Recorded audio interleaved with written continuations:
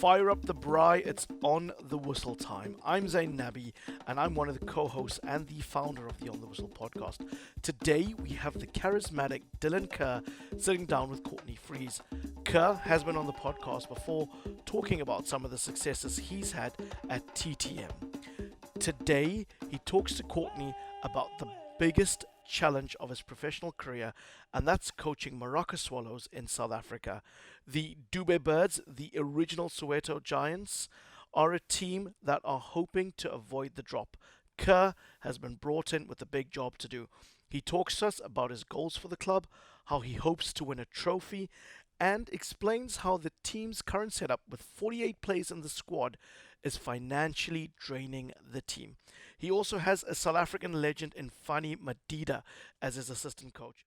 Without further ado, here's our podcast with Dylan Kerr, Courtney Freese, my co-host of the interview, and he caught up with Kerr in his favorite watering hole in Johannesburg. Kerr is at his charismatic best.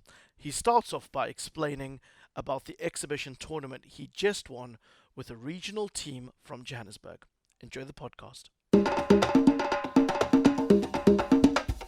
First of all, it was like, because of AFCON, the league was suspended for 7 weeks. So typical South African soccer, they make things difficult. And I took over at Moroka Swallows when they had 6 games in 17 days. So it was a very, very difficult time for me to try and get results because I didn't know the players, I didn't know the makeup of the team, I didn't know my technical staff. And then we played the 6 games in 17 days. I got 6 points, which is more than the previous coach got in 12 games. So in 6 games, I got 6 points. But I also I got 9 goals. So and in previous, they'd only had 3. So it was like really, really good on one aspect, but bad on the other. But then after the Christmas and New Year break, the PSL and DStv were our league sponsors. Because of South Africa not being in the AFCON, they decided to come up with a competition. And it involved the fans. And it was called the DStv Compact Cup. Basically, the fans selected their players. There was 4 teams with 4 streams, 2 inland and 2 coastal. So basically, the fans picked the teams. And I was fortunate enough to be picked for the inland team, which was called Warriors, which was Galaxy, Swallows, Chiefs and Pirates. So you pick up this team. How long did you have to train with them, Dylan? We had 4 training sessions, 2 Thursday and Friday before the game on Saturday, then the following Thursday and Friday before the final. Basically, it was a semi-final and a final. And they had a 3rd and 4th place playoff. And we beat the coastal stream of the Durban coastal stream teams, which was Arrows, Maritzburg, Amazulu and Royal M. And we played another coastal stream, which was obviously Cape Town City, Stellenbosch, Moroka and Chip United. And we basically, all I had to do was do the training, be the head coach, but I never had any control of the team selection, or they allowed 6 substitutes, but 3 were chosen by the supporters, 1 at half time, 1 after 60 minutes and 1 after 80 minutes, 75 minutes. And plus we had 4 young players that had to play and they had to come on if one came off, 1 had to go on. So it was a really strange way that they did it, but it was very, very good. It was very, I think it was a good inspirational way of playing football when there's no football in South Africa.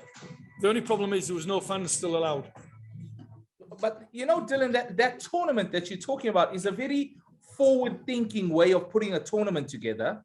You know, it involves the youth. The youth must play. It involves the supporters picking the coaches, the supporters picking a team. That is a first time. I've never heard of something like that happen. Well, it was, to be fair, because we had Chiefs and Pirates in our stream, in our team. I think I amassed about 4 million votes. So 4 million fans voted for me to be head coach. And that is so good for your your personal marketing of what you intend to do with Swallows. So you go on, you win this trophy. Who did you play in the final, Dylan? We played a team called Dinedi. No, it wasn't Dinedi. It was Coastal Union is the team that we played. And it was absolutely fantastic. It's fantastic. Somebody's now playing basketball outside. So it was absolutely fantastic. Let's continue. Don't worry about it. I'm so happy. And I'm just going to mention to our viewers, you and I have tried to make this interview work. You were even sitting in a toilet. But yeah, so basically, we won the game 2-1. I've got to get another tattoo. I promised them I'd get another tattoo. It's another trophy. But it was something different, and a lot of people had a bit of a negative stance towards it. I thought it was great. I thought the fans, who for me are the heart and soul of football, were very, very good at selecting the teams. Obviously, they always pick the Chiefs and Pirates players first. So most of the Chiefs and Pirates players played in the game, and there were substitutes were made that the Chiefs and Pirates fans were voting for their players. So, like I said, it was the first of hopefully many more. We made mistakes. Everybody had made errors, and but if you don't make errors, you'll never have a successful tournament. And like I say, it was good for South African football because the fans really weren't interested in AFCON because South Africa weren't playing. Let's come back to you're still in pre-season. When does the league kick back into action, Dylan? Wednesday, we play Stellenbosch away. We've got to go to Cape Town on Tuesday, play Wednesday, we fly back Thursday, and then we play on Saturday against TS Galaxy. And these are 6-pointers, big 6-pointers for the club. So I'm looking forward to it. I'm looking forward to coming back to playing Premier League football. So the league kicks back into action on Wednesday. You got a game away. So what is your preparations being? Are you in like a mini pre-season? Yeah, we came back. We were supposed to report back on the 5th of January, but the players had not received the salaries for December, so we had to delay that for a week.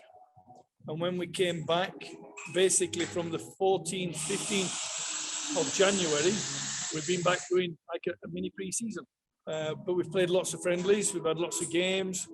Obviously, the Compact Cup took me away for a week, which wasn't very, very good for the football team. But, the last 2 games, we played a friendly against Hungry Lions, who were in the NFD. And then yesterday we played Orlando Pirates. And if we play like that on Wednesday and on Saturday against Stellenbosch and TS Galaxy, I can just see us winning, and not just winning, but winning by many. But then they play well in training games, but when it comes to games, the pressure's different. So it's going to be interesting to see what happens. So Dylan, you've picked up the position at Moroka Swallows, which is one of South Africa's legendary Soweto Giants. How did this job come about, and how did you put yourself forward for such a monumental team? Well, if I'm honest, I turned down a couple of jobs in Cape Town. I took a 5-month break. I needed a break. I needed to switch off a few things in my life, and it was very, very. It was a very, very good 5 months break because I was in Durban. So I was walking to Umhlanga every day, which is usually about 8, 9, 10 kilometers. When I was walking back, it was 20 because I was drunk. Couldn't walk in a straight line. And then I got a phone call by my agent, Paul Mitchell. And he said, look, can you get a flight? I was actually walking to the village. He says, look, you've got 3 hours to get to Joburg. So can you get to the airport by 2 o'clock? And I thought we were just having discussions. I never thought I was signing.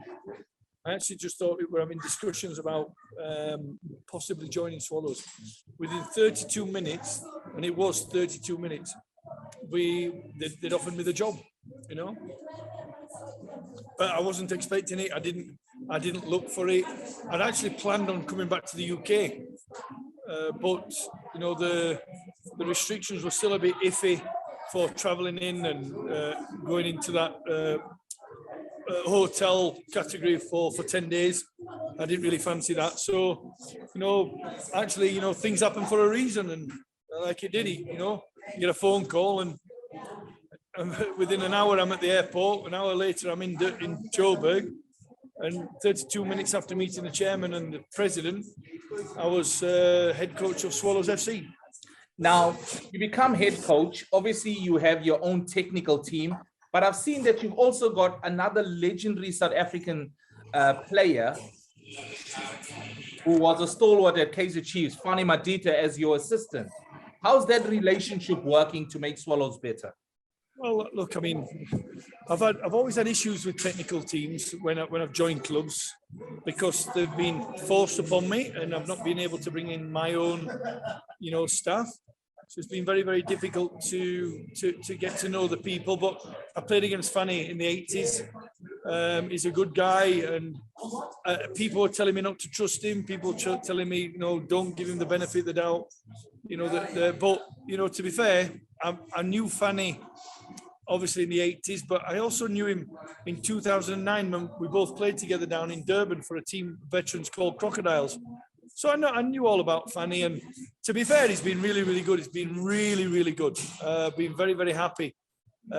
He's not a coach. He's not that assistant coach that you need in a football team, but it brings a bit of calmness, a bit of spontaneity to the squad. And so far, I've got no qualms with him, and it's very, very good. And the big thing about South African football, you have to have a healthy backroom team, because there's a lot of bitterness here. There's a lot of jealousy. There's a lot of backbiting, and there's a lot of two-faced people in football in this country. Well, there's a lot of two-faced people all over the world, but in football here, there's nice and friendly to your face, but as soon as you turn your head, they're whacking you over the back of the head with a baseball bat. That's how it works in this country. So it's been done to me 3 times before, so yeah, lessons learned, and I have to trust him. I have to trust them, and if they don't do the work, I have to have a word with them. But so far so good. So Dylan, now you've taken over Swallows. You've got some positive technical support as well, a bit different to what you had in the past. What are some of the ambitions you have for Swallows, and some of the challenges that you've come into face while being at Swallows? Ambitions is to keep them up, and then next year change the whole thought process and structure of the players and the staff and the ownership. Trying to help them, trying to educate them on the best way forward for football. And if I can do that, then which I haven't been able to do in the last 3 clubs, because at the end of every time I've tried to go forward with the club, something's happened, and I've never been able to do what I want to do, or try and help the club in the way that I believe that if they do it the correct way, they'll be very, very successful. But we're in the Nedbank Cup last 16. We won last weekend against TS Sporting. Very difficult game, but we won. And I've got the next 6 games are vital for this club. And they're all winnable, but they're all losable in this league, because there's not really a team that can stand out and set the league talking apart from Mamelodi Sundowns. 17 points ahead, and they've got 10 games left. I don't think anybody's going to catch Mamelodi Sundowns. But it's important that we try and do the right thing with the football club, because it's an historical football club, because it's a very, very big football club in the 70s, 60s, 70s, 80s and early 90s. Then it faded kind of like a Leeds United. It kind of faded out, and now they're back. Now we've just got to make sure that we try and keep them in the league as much as we can. So, but only time will tell, and I haven't got the time. I've got 12 games left. We've got 12 games in 3 months. So basically, we're going to be really, really busy. I've just got to trust my players, and I've got to trust the owners to make sure we keep the players happy, because that's what you've got to do here. Courtney. You've got to keep players happy in this country. You've got to keep people happy in this country. Said that the players weren't paid for December. Yeah, it was.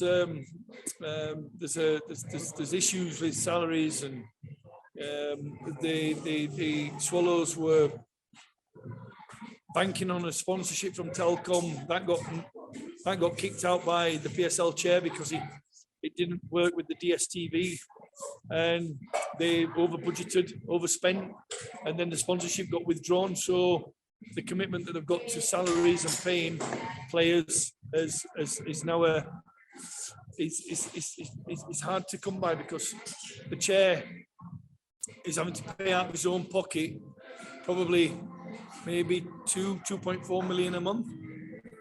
Because the PSL grant of 2 million a month doesn't cover the wage bill. But my chairman's young, he's ambitious.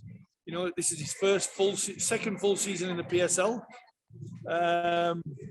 And I think you always, yourself, you'll find out how good you are by the mistakes you make, and how good you can be by how you fix the mistakes, how you tend to overcome those mistakes and make it better.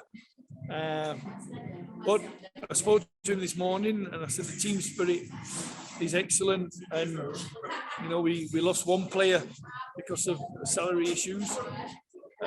Matlabo went to Royal AM last week. So it comes with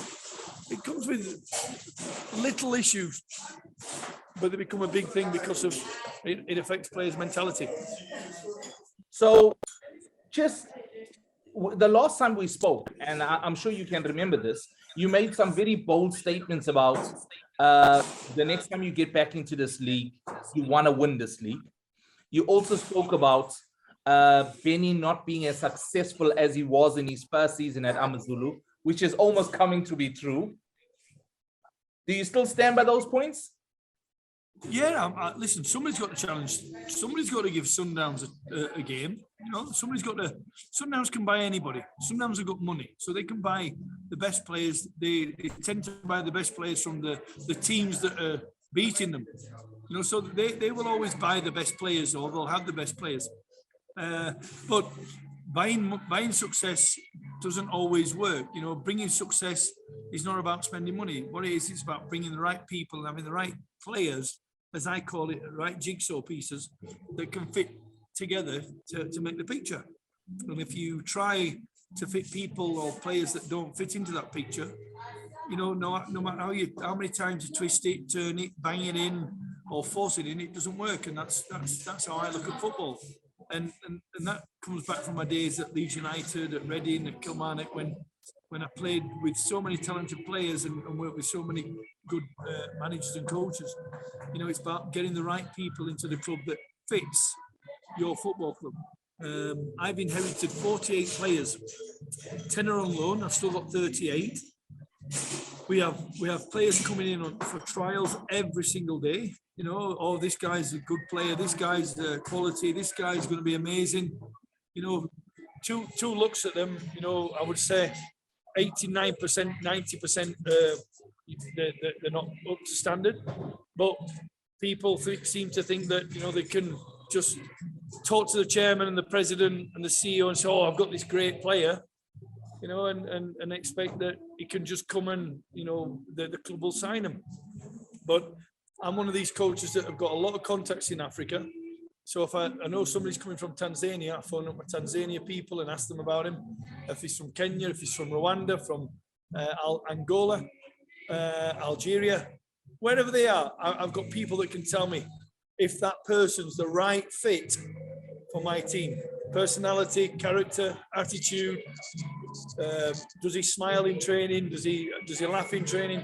So I have to find out all that out before, we commit to us. But I inherited, like I say, I've got 38 players in the squad right now. I've got 10 players that are not going to play. But that's football. That's where the club is at the moment. 38 players. No wonder the salaries can't be paid yet, Dylan. You are almost exactly. You're almost 40 players over budget here. Well, remember, like I said, the Telcom's a big phone company here, and obviously there's Telcom, MTN, and Vodacom. It's they had a really good sponsorship, but the PSL decided that it wasn't conclusive to the DStv because of the live streaming of football games. So Irving Koza said, no, we unfortunately we can't do it. But they'd already spent the money. They'd already spent that money, so and they've not got that money to spend. So it's coming out. Unfortunately, it's coming out the chairman's pocket. And to be fair, I'll give him credit to it. It takes him a lot. It takes him weeks to get it, but he does find that money. And again, it goes. His family. It affects his family life. It affects his business because he's taking money out of his business to keep this club and keep the players as happy as they can. Dylan, you've been very gracious with your time. You've been very gracious with making this work today. I love the regionality of how this has happened. I really do. But I've just got one more question. You've been very successful in South Africa on a coaching level, winning trophies and putting teams together. What are your ambitions moving forward now? Are you thinking about returning to Europe to be a coach, being more successful at Swallows, moving to a different country? What is your thought pattern for the future? Right now, this is the biggest challenge I've ever faced. I don't think many teams have got an history like Swallows. I think the chairman has gambled with the previous coach. That he got him promoted to the PSL. They finished in the top 8 last year in the PSL. You know, they drew, I think out of 30 games that he was in charge, they drew 22. You know, so and to be fair, the chairman did give him chance after chance after chance, and it didn't work out. And if I can get this club safe within the next 6 games, then that means I can start to plan a pathway and a road where this club can be very, very successful. Would I come back to Europe? In a heartbeat, but I'm not going to get offered that opportunity. I've got to be realistic. I don't think agents and football people in the UK especially, you know, recognise a foreigner being in Africa doing well compared to a foreigner that comes over to England that's never done anything, but yet then gets a championship job or a championship job, sorry, a League One job, even a Premier League job, and gets found out within a couple of months and gets fired.